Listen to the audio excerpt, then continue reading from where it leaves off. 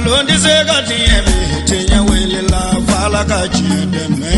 tiɲɛ wele la ngalon tɛ se ka tiɲɛ bɛ tiɲɛ wele la fala ka tiɲɛ dɛmɛ. tiɲɛ wele la ngalon di se ka tiɲɛ bɛ tiɲɛ wele la fala ka tiɲɛ dɛmɛ. tiɲɛ wele la namara si kolonba o ye tiɲɛ wele la fala ka tiɲɛ dɛmɛ. tiɲɛ wele la saraka jugu bɔ mori o tiɲɛ wele la.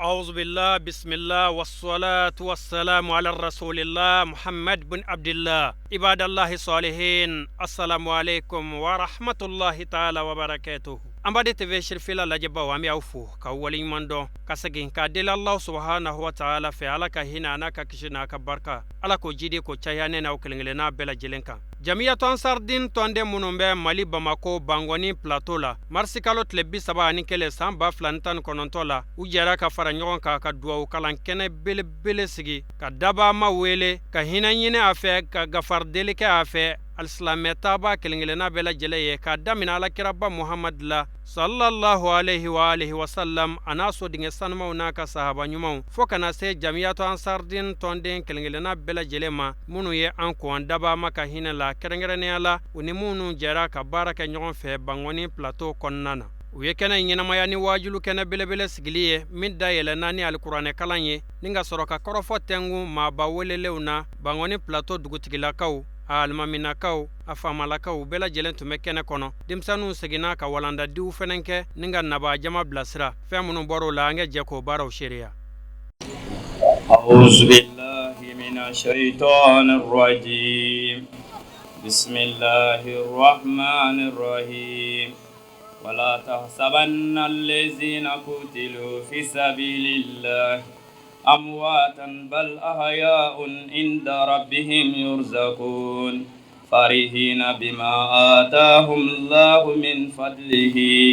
ويستبشرون بالذين لم يلحقوا بهم من خلفهم ألا خوف عليهم ولا هم يحزنون يستبشرون بنعمة من الله وفضل وأن الله لا يضيع أجر المؤمنين الذين استجابوا لله ورسول من بعد ما أصابهم كرب للذين آسنوا منهم واتقوا أجر عظيم الذين قال لهم الناس إن الناس قد جمعوا لكم فغشوهم فزادهم إيمانا وقالوا حسبنا الله ونعم الوكيل فانقلبوا بنعمة من الله وفضل لم يمسسهم سوء واتبعوا رضوان الله والله ذو الفضل العظيم صدق الله مولانا العظيم من الشيطان الرجيم بسم الله الرحمن الرحيم اللهم صل على سيدنا محمد وعلى ال سيدنا محمد وسلم اللهم صل على سيدنا محمد وعلى ال سيدنا محمد وسلم أما إن على في سجدة من هردا على كأولي هردا أما إن على في أمبي سجد من كنا كنتا أمبي فلو كدوغو فلو أنكر مغدا نشير سامدان حيدري أما إن على في أنكر مغدا شجاع أن كنا أن لافيا على كداما أبي مين في على كداما أبي سلامي على كدوانا بيسل o kɔfɛ ni kɛnɛ ga an bɛ an ka alimamu fo minnu bɔra ka na an ka kɛnɛ ɲɛnamaya an b'o fo kosɛbɛ ka dugawu k'o ye o kɔfɛ an ka dugutigiw an b'o fo an ka faamaw an b'o bɛɛ fo ka tila ka aw yɛrɛ nabaw bɛɛ fo aw mun sɔnna ka bɔ a ka so ka na an ka kɛnɛ ɲɛnamaya k'a ɲini ala fɛ ala ka hɛrɛ kɛ an n'a ye ni kɛnɛ min filɛ n'an b'a kɔnɔ tan hakili la nin ye bangoni plateau comité ka laada kɛnɛ de ye a bɛ to ka kɛnɛ min sigi k'a kɛ hinɛ ye arajaba kalo kɔnɔ san o san k'a ɲɛsin a ka taabaw ma an b'a ɲini ala fɛ dugawu ni kɛnɛ in sigira dugawu ɲini min kama dugawu ni ala k'a jaabi taaba ninnu ala ka hinɛ u bɛɛ la ala ka yafaw ma ala k'o kaburu fɛrɛ ala k'o nɛɛw sabati anw yɛrɛ kɔfɛ ala ka mɔgɔ di an ma mun b'a kan ye anw yɛrɛ kɔfɛ ala ka mɔgɔ di an ma mun b'a kan ye ala k'u ka alaya bonya sɔrɔ ala kɛra bonya sɔrɔ kuranɛ yɛrɛ bonya sɔrɔ sallallahu alaihi wasallam أعوذ بالله من الشيطان الرجيم بسم الله الرحمن الرحيم اللهم صل على سيدنا محمد وعلى آل سيدنا محمد أما سيدنا على توي an kisi ka bɔ sitanɛ tɔɔrɔ ma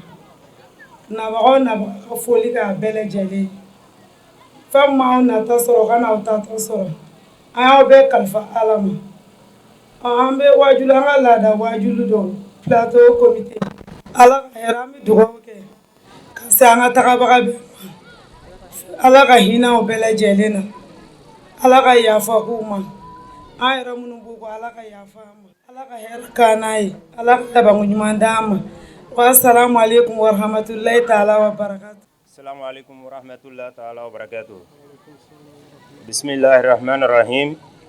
Allahumma salli ala sayyidina Muhammadin wa ala ali sayyidina Muhammadin wa sallim. Tout d'abord, nous adressons nos vives salutations à nos illustres invités, notamment le chef de quartier de Bangoni Plateau, l'imam de la mosquée, le maire de la commune 1, les représentants des forces de sécurité, les représentants de la section Ansardine de Bamako, les représentants de la sous-section de la commune 1, également tous les comités ici représentés. Chers frères et sœurs, nous souhaitons la bienvenue à toutes et à tous pour avoir fait le déplacement. Nous sommes heureux, particulièrement heureux de nous rencontrer comme d'habitude à l'occasion du prêche annuel que nous organisons pendant le mois sacré de Rajab. Nous profitons de l'occasion pour exprimer notre reconnaissance à notre guide, Seyd Cherif Ousmane Madane Haïdara, dont l'enseignement nous a éclairés au point que nous avons pu initier cette activité. Je veux parler de l'organisation d'un prêche chaque année au mois de Rajab pour implorer la grâce de Dieu, son pardon pour nos frères et sœurs décédés, afin que leurs âmes reposent en paix. Nous réitérons nos invocations au profit de tous les défunts musulmans, depuis Adam alayhi salam jusqu'au dernier fidèle musulman qui rend l'âme en ce moment même. Chers frères et sœurs, l'importance de cette activité n'est plus à démontrer, car nos ulémas nous l'ont rappelé plusieurs fois, et j'ai souvenance que le guide Seyd Cherif Ousmane Madane Haïdara disait ceci: un défunt ou une défunte est assimilable à une personne qui est en difficulté, une personne qui n'a aucun moyen pour se tirer d'affaire. C'est donc une tierce personne qui peut lui venir en aide en faisant des invocations pour lui ou à travers des sadaqat. Chers frères et sœurs, permettez-moi de vous rappeler quelques éléments historiques concernant cette activité. Ce prêche annuel que nous organisons en la mémoire de nos défunts est aujourd'hui à sa 14e édition. Et je voudrais rappeler, la toute première édition a eu lieu en 2005. Ça fait déjà quelques années. Et la soirée fut organisée par Feu Abdoulaye Soumaoro, paix à son âme. Amen. Permettez-moi aussi de vous rappeler que le comité Ansardine de Plateau a été créé il y a 27 ans. Je ne saurais terminer sans exprimer au nom de tous les comités Plateau et à mon nom propre notre compassion à la douleur de nos frères et sœurs affectés par les récents événements au centre de notre pays. Nous adressons nos condoléances aux familles attristées et nous prions également pour la paix, la stabilité de ce pays, par la grâce du prophète sallallahu alayhi wa sallam. C'est sur ce mot que je vous remercie pour votre aimable attention. Assalamu alaikum wa rahmatullahi ta'ala wa barakatuh. Tasliman. Amma ba'du. Usallimukum bi tahiyyati ala wa hiya assalamu alaikum wa rahmatullahi ta'ala wa barakatuh. Ya Rabbi, an kilela hɛrɛ la, Ala k'an si hɛrɛ la. Ne ye dugutigi ka représentant ye, nin kɛnɛ n tɛ kura ko ye, nin ye kɔrɔlen ko de ye. N'an sera kɛnɛ kan, foyi t'an bolo ni foli tɛ, an bɛ dugawu de kɛ an karamɔgɔ ya Rabbi, si ni kɛnɛ labanko ɲuman Ala k'a d'an ma, Ala ka hinɛ an ka tabaw la, Ala ka yafa k'u ma, o y'an kɔ kiti min na Ala k'o nɔgɔya, an bɛ taa jɛ kiti min na Ala k'o nɔgɔya. An yɛrɛ k'an yɛrɛ ka kalima laban kɛ la ilaha illallah Muhammadu rasulullah, Ala k'o nɔgɔya an bɛɛ lajɛlen ye, Ala ka kira bonya ma bi don la yɔrɔ ma, sol ala Muhammad. أعوذ بالله من الشيطان الرجيم بسم الله الرحمن الرحيم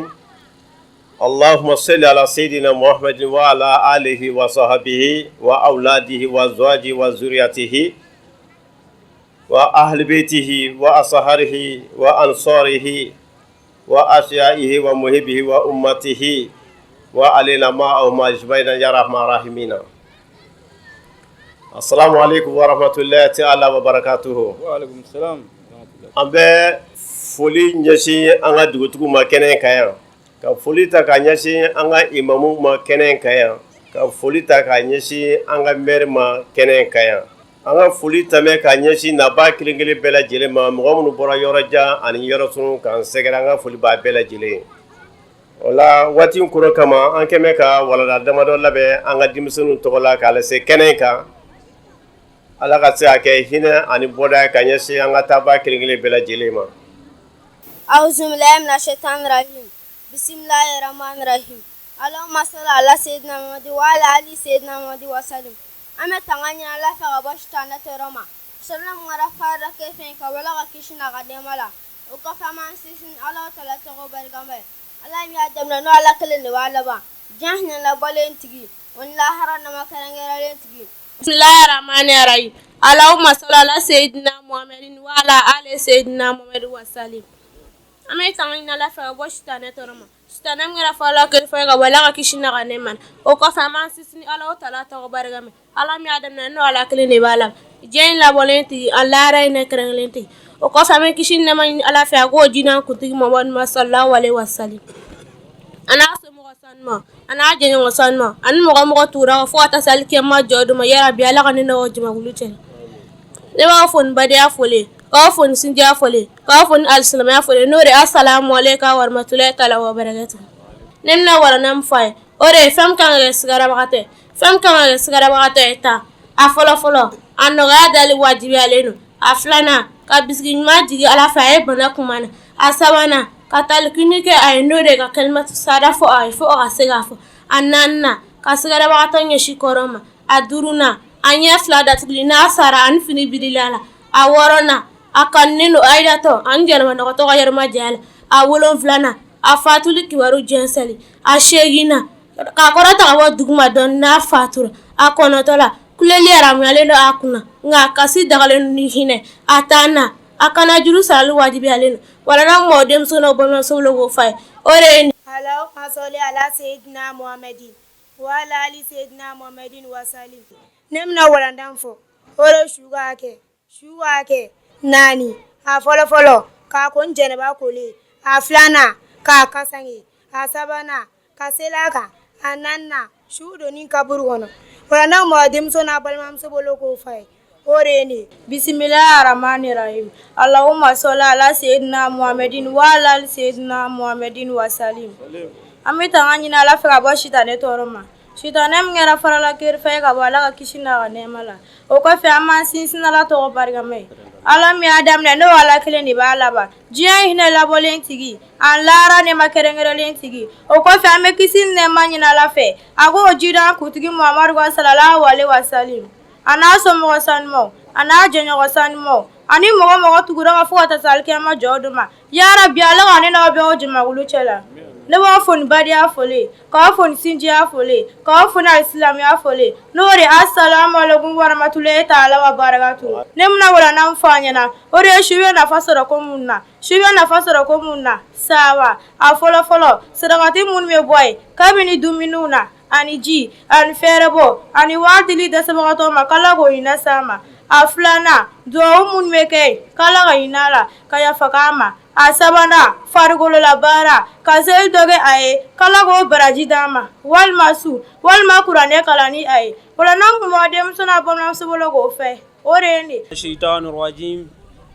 bismillahir rahmanir rahim اللهم صل على محمد الفاتح القاتم الناس الهادي العظيم سابق الكلك نوره ورحمة للعالمين ظهوره يا جماعة المسلمين والمسلمات السلام عليكم ورحمة الله وبركاته ayan sinsini Allah subhanahu wa ta'ala alam ya damne alam balaba alam ya anda dona domi kadi ay alam bibina anfaka dona domi ya ja ni ka soli ke aka kira sanman baika kira mkera jien bela jelinga hine kama an sollo kira bilibili baika no Muhammad ibn Abdullahi kawfoni kishi foli ani hine foli ani barka foli kambe be sanga bela jelen kono no assalamu alaikum wa rahmatullahi wa barakatuh ame jara mina annana anga shogo representer no Sheikh Sufi Bilali Diallo a ka sekoba min bɛ aw fɔ Bangoni kɛnɛba na ne ale ka mɔlilu bɔra ka kɛ kɔsa in na yan a y'an bila ka na a nɔ la yan nɔ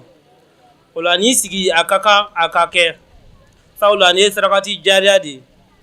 an bɛ a dɛmɛbaga bɛɛ lajɛlen fo mɔgɔ mɔgɔ i ka dɔrɔmɛ kelen bɔ ka don a la an bɛ bɛɛ lajɛlen fo i yɛrɛ ye ala k'a kɛ hɛrɛ ye ala ka hinɛ se an ka banbatɔ bɛɛ lajɛlen ma mɔgɔ kelen ma t'a tɔgɔ ma k'a bɛna k'o de a fɔra ko banbatɔw de an b'a dɔn k'a fɔ a hinɛ bɛ se u ma ala ka hinɛ se u ma ala kira hɔrɔma kama ka segin ka an ka sirifukɛ fo n'o o ye an jogo donba ye Sheikh Sherif Usman Madan Haidara sija ani kɛnɛya ani labanko ɲumanya ala ka di an n'a ma ala k'a mɛn an kɔrɔ k'an bilasira kira bonya kama an ka jogo hɔrɔma kama sallallahu rasulullah a'udhu billahi minash shaitanir rajim bismillahir rahmanir rahim alhamdulillahi rabbil alamin allahumma salli ala sayidina muhammad wa sallim assalamu alaikum wa rahmatullahi wa barakatuh an bɛ Allahu taala tanu an jɔyɔrɔ in na a ɲini Allahu taala fɛ kisi ni nɛɛmɛ k'o caya ka taa an ka naɲumanba ma ani mɔgɔ mɔgɔ tura ka taa sira la fo ka taa alikiyama don na an b'a ɲini Allahu taala fɛ ala k'an don o kɔrɔma la a silamɛw an bɛ foli lase nabaga bɛɛ lajɛlen ma Bangoni dugutigi tɔgɔ la a n'a ka conseil 15 bɛɛ lajɛlen tɔgɔ la an b'an ka denmisɛn minnu fo n'u cɛsirilen bɛ silamɛya diinɛ dɛmɛni na an ka foli b'u ye an ka barika da b'u ye an'u ka karamɔgɔkɛ n'o ye Sheku ye ani Usman Madan Haidara an ka foli b'u bɛɛ lajɛlen ye a bɛ kunɲɔgɔn bɔ denmisɛnw taara papiye di ne ma ani an ka alimami an k'an jija an kana kɛnɛ kan donc an tɛ se ka foyi fisa nin kɛnɛ in nali kan foli kɔlen kɔ silamɛ cɛman ni musoman bɛɛ lajɛlen ye an ka karamɔgɔ n'o ye diinɛ laselaw n'u sigilen bɛ kɛnɛ in kan yan an b'u bɛɛ lajɛlen fo k'u barikada bɛ baara min na an b'a ɲini Alahu taala fɛ ala ka an n'u dɛmɛ a kan u bɛ min fɔ n'a bɛ don an tulo la ala ka sabati dusukun na an b'a ɲini Alahu taala fɛ ala ka sabali di karamɔgɔ ninnu yɛrɛ ma wajuli ye fɛn ye a ka gɛlɛn a ka nɔgɔ fɛnɛ ala ka sabali d'u ma an minnu b'a lamɛn fɛnɛ ala ka sabali d'an ma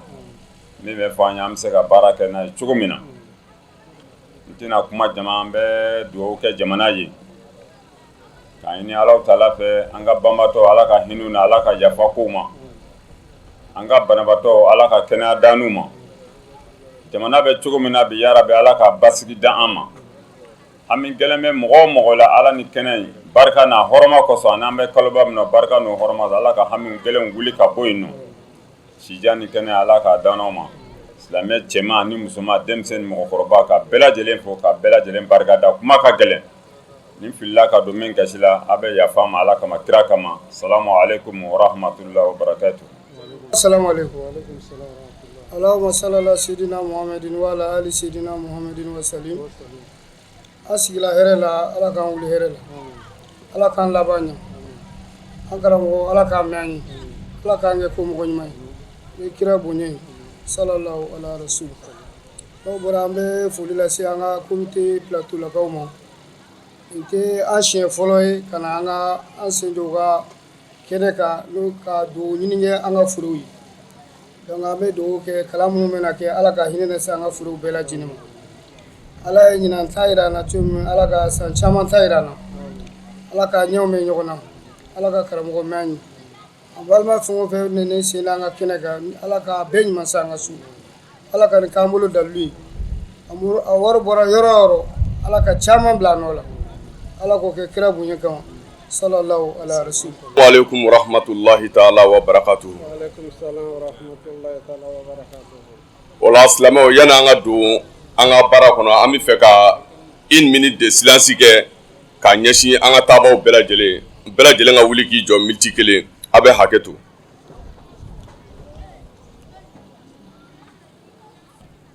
alhamdulillah اللهم صل وسلم وبارك وزد وكرم على سيد محمد المصطفى صلوات الله عليه وعلى آله وصحبه ومن تبعه بإحسان إلى يوم لا ينفع مال ولا بنون إلا من أتى الله بقلب سليم. أحييكم بتحية الإسلام على وهي السلام عليكم ورحمة الله تعالى وبركاته. Silamɛ an bɛ bɛɛ lajɛlen fo k'a daminɛ maire la dugutigi alimamiw an ka karamɔgɔ ani maa o maa sen y'a bɔ a kɔnɔkɔrɔ ka se kɛnɛ kan an b'a bɛɛ lajɛlen fo ni silamɛya ka foli ye k'a ɲini Ala fɛ fɛn min ni o ma aw natɔ sɔrɔ ni tila kɛra Ala ka aw bɛɛ ɲuman don aw kisilen tangalen aw ka so kɔnɔ Ala k'o nɔgɔya bɛɛ lajɛlen. O la komi an bɛ Bangoni plateau ka kɛnɛ kan discours kalana bɔra k'a fɔ ni kɛnɛ sigira an ka taabaw de ye k'a ta an fa Adama ka na Alakira alehi salatu wasalam ka bɔ kira Muhamadu la ka na bila fo Muhamadu Madani Hayidara kɔrɔbalen na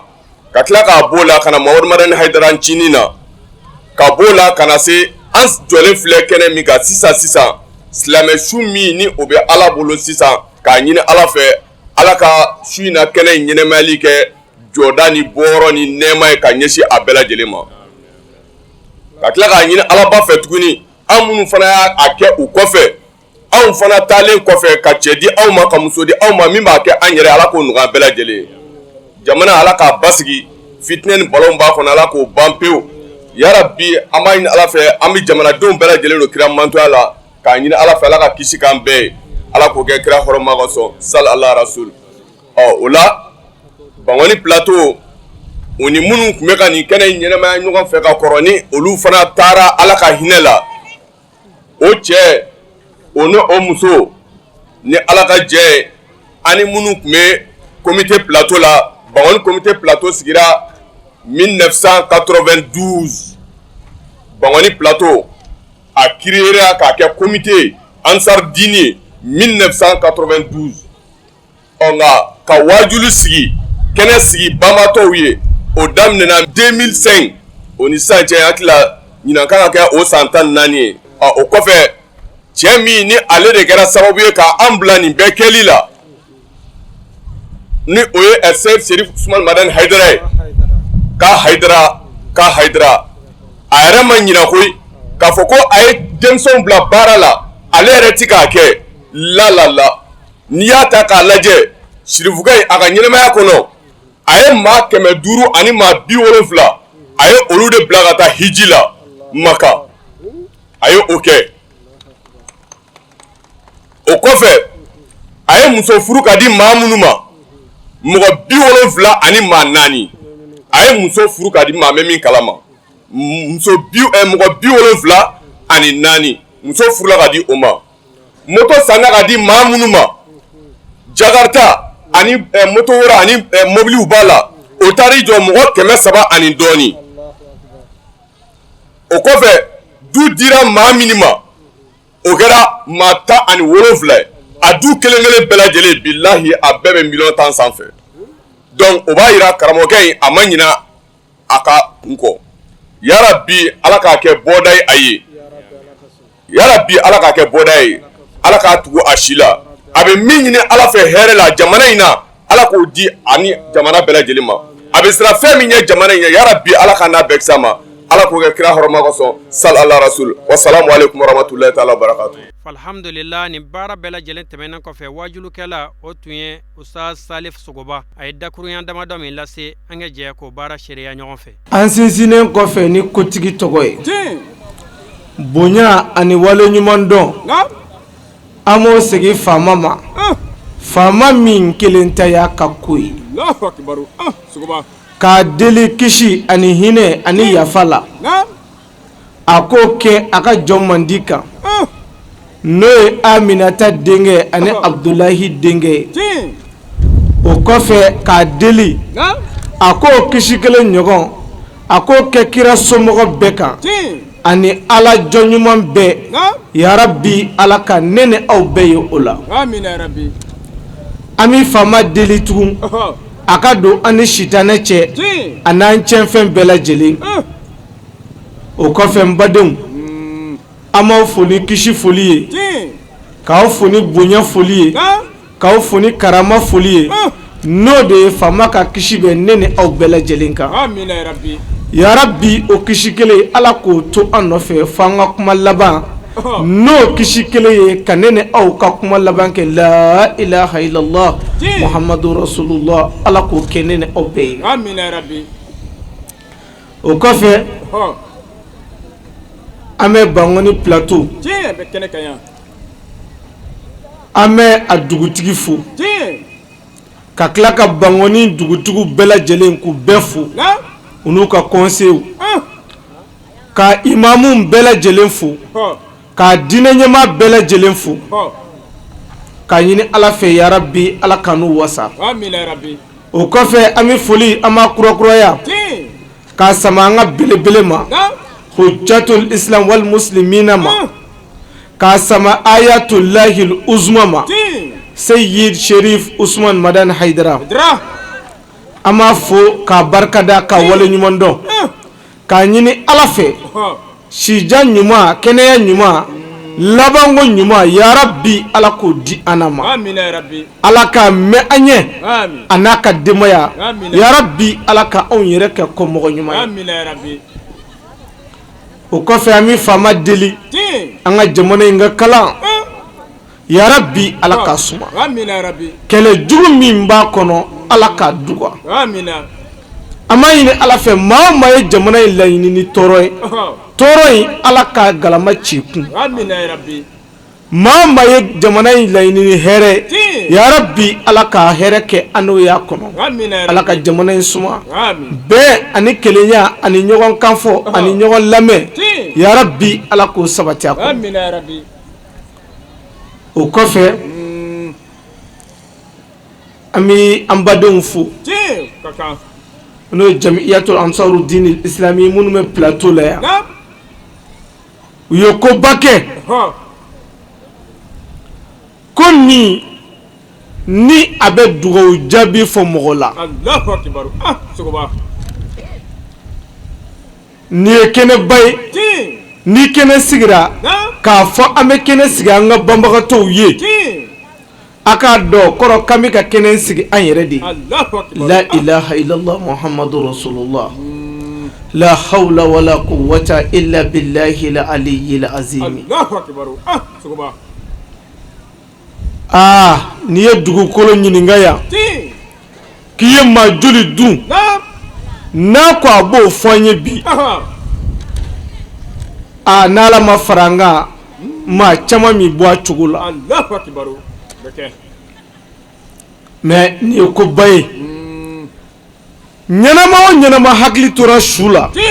wallahi o ɲɛnama in ka ɲɛnamaya kɛcogo bi ɲɛ Allahu akbar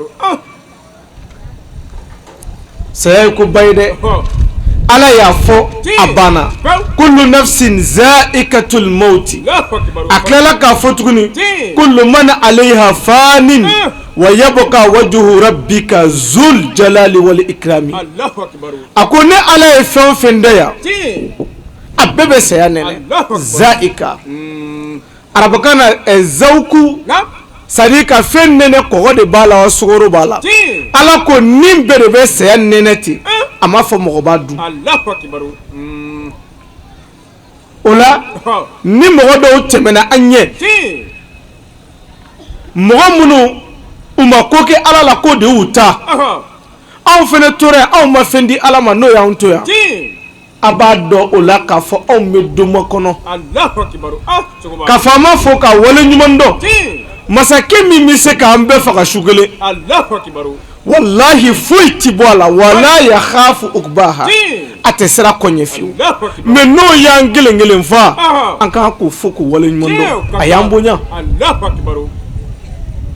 mais a ka dɔn nin kɛnɛ in a bɛ an yɛrɛ de dɛmɛ k'an ka ɲɛnamaya ɲɛ basirakaw u y'a fɔ ala jɔn dɔ ye abdurrahman u y'a fɔ ala jɔn ba dɔ ye k'a fɔ ye ibrahim bun adaham u y'a fɔ ye ko anw bɛ ka ala deli masa banan na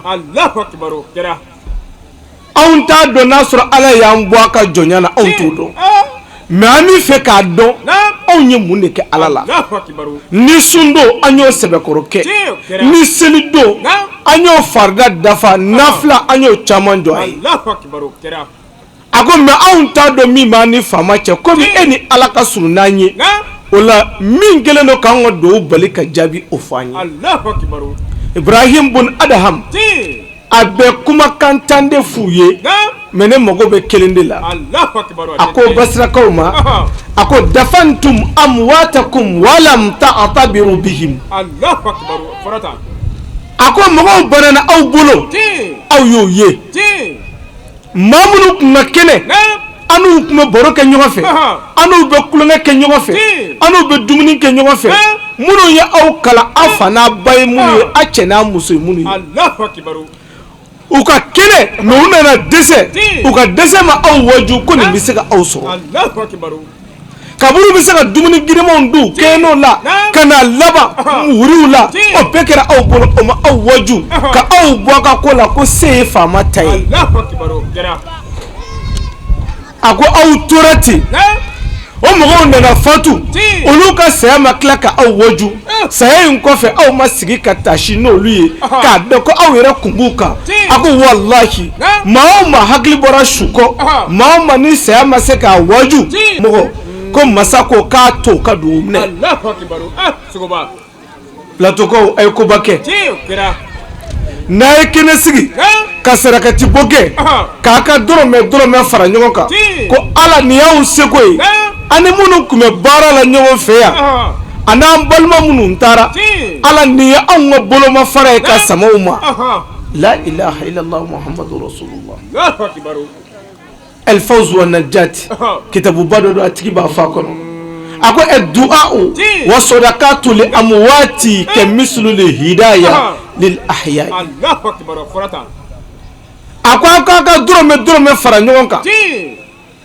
كدو كلانك وبيا كسركتي بوكي كو نيشي أو كشوما كاكا دكو شونو نمبا أسرو وبيا نسو جناي uba koma sigi kɛ k'aw fo karisaw de nana nin diyan karisa ni karisaw de farala ɲɔgɔn kan u ye nin dugawu kalan in kɛ ko ka n'a di aw ma mɛlɛkɛw b'a lase u ma u bɛ nisɔndiya n'a ye u bɛ dugawu kɛ walahi sisan an bɛ ka nin sigi su minnu tɔgɔ la walahi kɛ su de kɛnɛ cilen don an n'u cɛ u b'an bɛɛ kalama sisan kitabutigi de y'a fɔ o la mɔgɔ ka ni nɛgɛ ni mɔgɔ sara banna ni mɔgɔ sara banna a ma ban dɛ farikolo ni mana bɔ ɲɔgɔn na ni mina taa yɔrɔ dɔ de la ni u bɛɛ bɛ taa mara ye yanni lahara cɛ maa si ma se fɔlɔ u b'a fɔ yɔrɔ dɔ ma ko barzak o ɲɛnamaya b'i wele ko hayatul barzakiya ka bɔ yen sisan ni mana bɔ farikolo la ni mina fana u min gosi sadi a bɛna yɔrɔ min taama ka ta barzak la aa n baden o ma nɔgɔn dɛ o ma nɔgɔn o ma nɔgɔn o ma nɔgɔn o de ma nɔgɔn Imam Ali b'a fɔ alayhi salam a ko a ye sira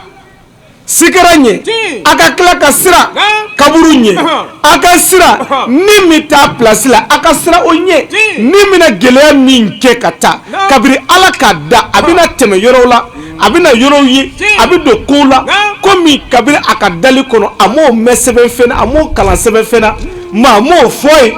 a m'o ye foyi la Sayyidina Ali ko cogo di ko fiha rawaidu tur'ad la ilaha illallah muhammadu rasulullah a ko jatigɛ ko bi siranya ko bi kamanagan ko bi k'i dɔngɔ ban pewu o ko bi wallahi ko nin tɛ min bɛ se k'o la saya ko ba ye ni tiri jɔ kaburu dɔ la k'u dalen lajɛ duguba dugundigindan ŋaraw b'a kɔnɔ mais maa wɛrɛ bɛ k'u kunkanko kuma fɔ Allahu akibar Allahu akibar diɲɛ wallahi ni diɲɛ mɔgɔ mɔgɔ nɛgɛ fu y'i nɛgɛ ala jɔn dɔ fa ka mɔgɔ ye a ko tabban li duniya la baka alaha a ko ji ɲini na a ko e ta bonɛ diɲɛ kanuna ba e tɛ bɔnɛ maa min y'a kɛ i n'a fɔ k'a ti bonya k'e tɛ bɔnɛ maa min bolo ko ale n'a si jan sɔrɔ e tɛ bɔnɛ a ko k'i k'a dɔn maa ti to a kɔnɔ wa maa t'a kɔnɔ min y'a bɛɛ sɔrɔ o ma na o ti na n'i ye si jan sɔrɔ ka muso ɲumanw sɔrɔ ka den caman sɔrɔ walahi n'a y'a ɲininka kan i t'a sɔrɔ kunkolodimi dɔ b'a la o kelen don ka ko d'a kan a n'a ka nafolo bɛɛ a ma fura sɔrɔ o la jɔn k'a ka sabali jɔn k'a ka segin a kɔ k'a dɔn ale bɛ sanga min na sanga in bɛna ban mais a bɛna ban ni mun ye a bɛna ban k'ale to cogo di jɔn k'a k'o de ɲini k'o dɔn an bɛ su minnu ka kɛnɛ kan an ye chaise in bɛɛ sigi u kun b'an fɛ wa u ka ngo b'a la wa la ilaha illallah muhammadu rasulullah mais anw de filɛ k'a sigi k'a sɔrɔ anw si garanti t'an si bolo jɔnni b'an na ko bɛ se k'a fɔ ko sini dugu bɛ jɛ k'ale to yen o jɔ garanti bɛ jɔnni bolo a la o ti mɔgɔ si bolo o la n'o ti mɔgɔ si bolo an ka sɔn an ka sabali a k'a dɔn an bɛ dɔrɔmɛ kelen kelen fɛn fɛn bɔ sarakati la wallahi barika ani wasa de don barika ani wasa de don jɔn n'i ye ko ko kɛ i b'a sɔrɔ n'i ye fɛn o fɛn di wallahi a bɛ kɛ hɛrɛ de ye mɔgɔ o mɔgɔ n'i ye ɲuman kɛ ala tɛ mɔgɔ si ka ɲuman cɛ ala b'o fɔ kuranɛ kɔnɔ inna allaha la yudi'a ajra al muhsinin ne ala tɛ ɲumankɛla si ka ɲuman bi ni ala ta bi dɛ n'i ye min kɛ wallahi i bɛ taa dafalen sɔrɔ o la ala k'an fara jɔn ɲumanw kan ala ka miiri ɲuman di a ma e ka su ka maɲumantɔ kasi lamɛn su baw fɛ u ka da la don baw fɛ u ka du kɔnɔ sanga gɛlɛnw na dukɔnɔmɔgɔw sigilen tɛ min na u ɲinɛ ni u ka su أعوذ بالله من الشيطان الرجيم والصلاة والسلام على رسول الله إذا كان يوم العيد ويوم عاشوراء أكو أنسيزين كوفي ni faamaw ka faama tɔgɔ ye Ibn Abbas de b'a lakale a ko donba dɔw bi faama bolo don minnu na a ka su ala bɛ niw bɛ bɔ ka bɔ barzak la ko a ye na bɔ a ka mɔgɔw ye a k'a ka du lajɛ ala b'a fɔ kuran suratu yasin kɔnɔ naktub ma qaddamu wa atharahum ne ala aw ye min kɛ ɲɛnamaya la a ye ɲuman fɛn fɛn kɛ a ye ala ko min kɛ wallahi ma bɛɛ sɛbɛn wa atharahum a taara ka nɔ min to yan a den minnu tora yan n'aw y'u lamɔ ko ɲuman na u ye wale min kɛ a taara k'a ka du to sira ɲuman min kan a taara k'a ka maradenw to cogo min na olu ka ko ɲuman kɛ m'o sɛbɛn wa n'a ye den ninnu mara ko juguya olu ka mara ko juguya o fana na sɛbɛn ka fara ko gafe kan sini ويوم الجمعة الأولى من رجب ani juma fɔlɔ arjaba kalo an filɛ kalo min na ta a juma fɔlɔ n'o sera sini وليلة نصف من شعبان ani sunkalo makɔnɔ tile 15 n'o fana sera sini وليلة القدر ani laylatul qadri su n'o fana sera وليلة الجمعة ani juma su n'olu sera juma su donbaw olu mana bɛn juma su ma n'o sera تخرج أرواح الأموات من قبورهم n'o kɛra faama bɛ jɛ di n'u ma barzaku kɔnɔ k'a fɔ a ye na ɲɛnamaya in kɔnɔ a tun bɛ dugu minnu na a tun bɛ jamana minnu kan a ka na a ka du kɔnɔ a ka na a ka kunnafoniw lajɛ yan kunnafoni dafalen bɛ fɔ ni ninnu ye o su ninnu ويقفون على أبواب بيوتهم min dɔw bɛ na wallahi ka n'u jɔ u ka du da la ويقولون ترحموا علينا في هذه الليلة المباركة بصدقة وبلقمة لا حول ولا قوة إلا بالله العلي العظيم والله ne setigi kelen ne gerebu ye n'u ninnu minnu jɔ u ka da la ka maɲumantɔ kan daminɛ فإنا محتاجون إليها a b'a fɔ hali n'a kɛra lɔgɔma den kelen ye a y'o d'a ma lɔgɔma ye fɛnba de ye ala bolo wallahi ka fandan dɔ ye sigida la se ti mɔgɔ min ye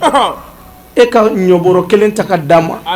wallahi i bɛ min sɔrɔ a la i t'o sɔrɔ ka foyi la ne ma fɔ dɛ Abdulkadir Jilani ala jɔnba in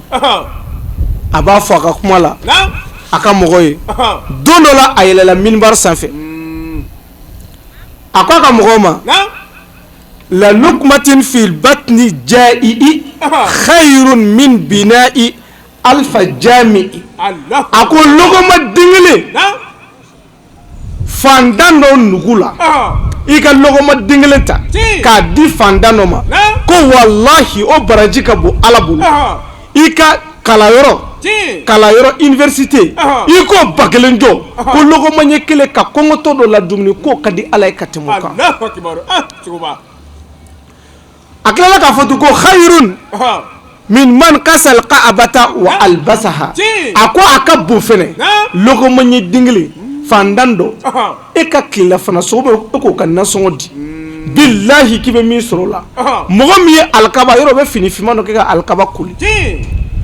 maa min ye fini kɛ ka alikaba koli ani e mɔgɔ min ye fandan dɔ ka tile kelen dumuni d'a ma Abdulkadir Jilani ko k'e baraji b'o tigi ɲɛ a bɛ taa ni kuma in ye a b'a fɔ ko wallahi ka baraji ka bon ko khayrun mimman qama lillahi a ko a baraji ka bon ka tɛmɛ mɔgɔ kan mɔgɔ min sira ka seli ala ye a b'a fɔ ka taa se yɔrɔ la ko wallahi k'ale b'a baraji bonya ko ka tɛmɛ mɔgɔ kan mɔgɔ min ye bamuruta ka kɛlɛ kɛ ala tɔgɔ la ko billahi e ka kɔngɔtɔ dɔ la dumuni k'o ka bon n'o ye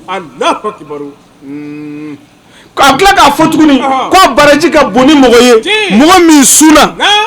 don kelen na khayrun min man soma dahara a ka bon ni mɔgɔ ye mɔgɔ min ye san bɛɛ sun don kelen kɔnɔ dɛ k'e ka fandan dɔ la dumuni k'o ka bon n'o ye Abdulkadir Jilani a bɛ sɔrɔ k'a fɔ a ka kuma laban na ko ale bɛ mɔgɔ minnu bɛ yen a tɔgɔ i jɛɲɔgɔn dɔ b'i kɔrɔ kɔngɔ b'a la fandan don e ka balo ta ka d'a ma ko wallahi ko arijinɛ tuba ko ale b'o jigiya olu ye k'o ye olu de ta ye e ka n lajɛ i bɛna ye ko silamɛya nana an ka hinɛ ɲɔgɔn na de silamɛya nana an ka makari ɲɔgɔn na de silamɛya nana an ka ɲɔgɔn dɛmɛ de maa o maa ye mɔgɔ dɛmɛ wallahi ala t'i to kɔ o la an bɛ fɛnba de la su ninnu filɛ ne ka taa sarakati de ɲini ka d'a kan o lɔgɔma ye den kelen o bɛ min ɲɛ olu ye olu de b'a dɔn ko hali n'a kɛra k'olu walahu siɲɛ kelen n balimakɛ k'i bɛ so la sa i t'o kala ko ala ko hinɛ si fasu in ma i kan ka se k'o kɛ dɛ fatiha kala ou bien e bɛ se jumɛn na o fɔ dɔrɔn ko ala nin hinɛ se ne fa ma nin hinɛ se ne ba ma wallahi a b'a sɔrɔ yarabi ala ka hinɛ an ka banbagatɔw la an fɛn fɛn ka mɔgɔ bɛ yen yarabi a silamɛsu bɛɛ yarabi ala k'a kɛ nin kɛnɛ in kama ani kɛnɛ in sigibagaw kama ala ka hinɛ o la ala ka yafu ala ka hinɛ o la ala ka yafu ala ka hinɛ an yɛrɛ la yan ala ka yafa an fɛnɛ ma walasa an bɛ se ka ɲɛnamaya ɲuman kɛ an bɛ se k'ale ala sɔrɔ ko ɲuman na. Auzubillahi minash shaitanir rajim. Bismillahir rahmanir rahim. Allahumma salli ala sayidina Muhammad wa ala ali sayidina Muhammad wa salim. Alhamdulillah. Tangani ne ala fɛ ka bɔ shaitanɛ tɔɔrɔ ma. Aman sinsin dalba masa tɔgɔ barkamai. Jɛ hinɛ labɔlen tigi an lahara hinɛ kɛrɛnkɛrɛnlen tigi. Ka sɔli kɛ danfɛnw na sɔn hɛrɛma kan. N'o ye Ahmadul Bashir ye. Ala ka nɛɛma ni kisi jidi a n'a sodenw ye a n'a ka sahaba ɲumanw bɛɛ. N y'aw fo ni silamɛya foli ani keleya foli ani badenya foli n'o de ye ala ka kisi kɛ ne ni aw kan. Alhamdulillah kuma jan foyi ti an fɛ su in na. An kɔni nana ka na kɛnɛ kun cɛ ka na dugawu kɛ mɔgɔw ye ka tila ka dugawu ɲini bɛɛ fɛ. An se ɲinɛ an bɛ quartier min na an b'an ka quartier mabɔw bɛɛ fo ka dugutigiw fo ka alimamiw fo ka diinɛ ɲɛmaa bɛɛ fo k'an ka kɛnɛ in cɛkɔrɔbaw n'a musokɔrɔbaw bɛɛ fo ka dugawu k'u ye ka tila ka dugawu ɲini u fɛ. An karamɔgɔ ale ye wajulu bɛɛ kɛ k'a ban pewu anw nana kuma kuncɛ de la kɛnɛ in sigi kun dogo tɛ an na n'o de ye ka hinɛ ɲini Ala fɛ ka ɲɛsin an ka silamɛ suw kan olu minnu ye an kɔn Ala ka hinɛ la bi an b'a ɲini Ala fɛ Ala ka hinɛ u la Ala k'u dayɔrɔw nɛɛma min b'u ni Ala cɛ Ala k'o yafa u ye mun b'u ni jɔnw cɛ Ala k'o ta u ye Ala ka anw yɛrɛw ɲɛ ka an ta don kɔnɔ n'an bɛ taa don min o ka sɔrɔ ani Ala tɛgɛ bɛ ɲɔgɔn bolo Ala ka hɛrɛ kɛ bɛɛ ye Ala ka haminakow nɔgɔya Ala ka laban ɲuman di an ma Ala ka mɔgɔw di an yɛrɛw ma minnu bɛ ni sigi an yɛrɛ y'an kɔfɛ Ala k'o kɛ kira bonya kama shirifiw hɔrɔma kama sɔlila rasul Bismillahirrahmanirrahim alhamdulillahi rabbil alamin an bɛ jama bɛɛ lajɛlen fo an sar jama fo an bɛ plateau commission fo an bɛ amara muso fo n'a y'a tara denmuso ye a ka nali la an sar jama bɛɛ lajɛlen fo plateau mɔgɔ bɛɛ lajɛlen dugutigiw bɛ yan alimamuw bɛ yan bɛɛ lajɛlen fo ka taama la ka se yan ko n ka dugawu kɛ n den faw bɛ yan n bɛnkɛw bɛ yan k'o ye bonya ye donc y'a kanu olu k'a kɛ an b'an ka wajulukala fo n'o ye sogoba ye ka barika da a ka kuma bɛɛ ɲana denmisɛnnin Ala ka kɛ maakɔrɔba ye kɛnɛ ɲɔgɔn caman bɛ yen nɔ Ala ka jira an na a sigi ye banbatɔw ye Ala ka hinɛ s'u ma Ala ka ɲɛnama hinɛ k'an yɛrɛ ye sijan ni kɛnɛya k'o d'an ma kira hɔrɔma kosɔn bidɔla hɔrɔma sɔlɔ ala rasuli alhamdulillahi rabbil alamin an ye nin hakilina labɛn a bɛ waati jan bɔ bon an y'a dabɔ waleɲuman dɔnni kama an balimaw ye ani minnu jɛna diinɛ baara sira kan o k'a dɔn k'a fɔ olu bɛ an ɲɛ an bɛ olu kɔfɛ an y'a dabɔ o k'a dɔn k'a fɔ o bɛ an ɲɛ an bɛ olu kɔfɛ munna sabu mɔgɔ caman bɛ yen n'o ka mɔgɔ fatura o bɛ ɲinɛ a kɔ bon anw ka diinɛ kɔnɔnajɛya ani diinɛ jɛ hakiliɲuman sira kan o de an bila ka saraka nin bɔ k'a yir'u la o k'a dɔn k'a fɔ olu taalen kɔfɛ an hakili bɛ olu la an tɛ ɲinɛ o kɔ an tɛ ɲinɛ o kɔ kuma si sabu ka d'a kan an n'o jɛra baara min na Ala ko baara de don bon Ala ko baara ye fɛn dɔ ye ni ɲɛmɔgɔ ɲuman bɛ ara o bɛ hakilina ɲuman mun fɔ a ye n'a y'a cɛsiri lamɛnni fɛ ka baara kɛ a ka ca la a bɛ ɲinɛ a mɔgɔ mɔgɔ mana jɛ fo ka taa se o ka waati laban ma aw toujours a dusukun bɛ kurakuraya an n'o ka jɛ kɔnɔ k'a jira k'a fɔ kɔnɔnajɛya la a hakili bɛ o la an ye nin baara in de dabɔ hinɛ ɲini kama ka di o ma u ka nisɔndiya mɔgɔ fatulen tɔw cɛla u k'a dɔn k'a fɔ o fatura ka jigiyaw t'o kɔ an ye nin baara in dabɔ o de kama o de nisɔndiya bɛ an na o kama an bɛ Ala fo k'a barikada an bɛ tila ka dugawu k'o ye k'a kurakuraya hali bi taaba ninnu Ala ka hinɛ o bɛɛ la Ala ka yafa k'o ye Ala k'o dayɔrɔ fɛrɛ Ala k'o dayɔrɔ nɔrɔ an yɛrɛ b'o sɔrɔ don min na o k'a sɔrɔ an ni Ala bɛ ɲɔgɔn fɛ Ala k'an ta o sɔrɔ Ala ka hinɛ kɔnɔ Ala kana an ta sɔrɔ tɔɔrɔ foyi si kɔnɔ Ala kɛra bonya kosɔn kuranɛ yɛrɛ bonya kosɔn kalan min kɛ Ala ka hinɛ sɔn bɛɛ ma kira n'a sɔn bonya kosɔn sallallahu rasul a'udhu billahi minash shaitanir rajim bismillahir rahmanir rahim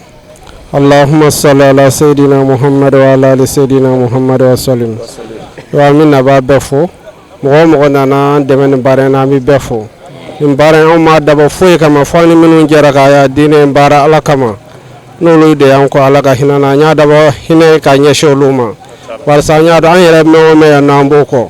yanni an ta don cɛ an bɛ nin ŋaniyajiran in kɛ ka ɲɛsin u ma yanni an yɛrɛ ta don cɛ o la an bɛ naba bɛɛ fo an bɛ bɛɛ fo mɔgɔ mɔgɔ y'an dɛmɛ baara in na an b'a bɛɛ lajɛlen fo o la an bɛ dugawu k'an ka ɲɛmaaba ye n'o de ye Sherif Usman Madani Haidara sijan ni kɛnɛ ani laban ɲuman Ala k'o d'an ma a ka denbaya n'an ka denbaya Ala ko kɛ Ala n'Ala kira sago ye Ala k'an dumɛ diinɛ in tiɲɛ kan Ala k'an fatu diinɛ in tiɲɛ kan kira ba in kanu kosɔn bɛ jaabi Mustafa sallallahu alaihi wa sallam. Falilahi alhamdu wa shukru donc an tilala an ka wale ɲuman dɔ baara la ka ɲɛsin tabaw ma ani an yɛrɛw kɔmɔgɔw an ye mun kɛ Ala ka hinɛ s'u ma Ala ka hinɛ s'u ma an karamɔgɔ Seyid Sherif Usman Madani Haidara sijani laban ɲuman Ala k'o d'an ma bi jahil Mustafa al-Karim. N bɛ aw bɛɛ lajɛlen fo ka aw barikada ka aw waleɲuman dɔn mɔgɔ mɔgɔ sera yan nɔ an ka foli bɛ aw bɛɛ lajɛlen minnu y'an kɔ Ala ka hinɛ la Ala ka sayi ko ma lafiya Ala k'u dayɔrɔ sumaya Ala k'u kaburu nɔrɔ wa an ko kini min Ala ka nɔgɔya ani mun ta jɛ min Ala ka nɔgɔya an b'a fɔ an ka karamɔgɔba ye Seyid Sherif Usman Madani Haidara ale kelen de bɛ ka nin kɛlɛ in bɛɛ kuma fɔ ni ale tɛ maa si tɛ min b'a fɔ an tulo b'a la an ka yɔrɔ la a ka kala ala b'a dɔn a ka kuma faamaw fɛ pour que a ka ɲɛnabɔ cogo min na ne ka laɲini ye nin de an b'a ɲini ala fɛ ala k'a dɛmɛ ala k'a kɔrɔta ala ka jugu dɛsɛ minnu t'a fɛ kɛ ala ye ala k'a don daw kɔnɔ u ka ɲini an karamɔgɔ kɔ an karamɔgɔ ala ka kɔrɔta jugu sanfɛ ala kira bonya kama salli ala muhammad.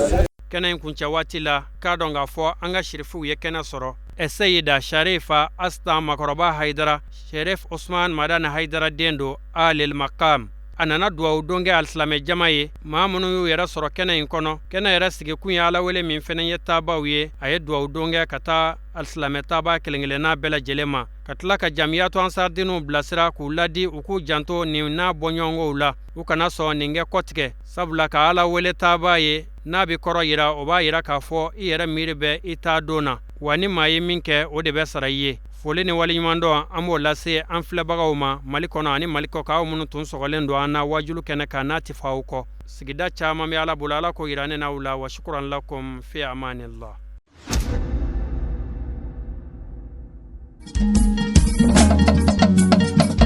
Tinya wilila hangalondi sega tiebe tinya wilila fala ka chideme tinya wilila hangalondi sega tiebe tinya wilila fala ka chideme tinya wilila hangalondi sega tiebe tinya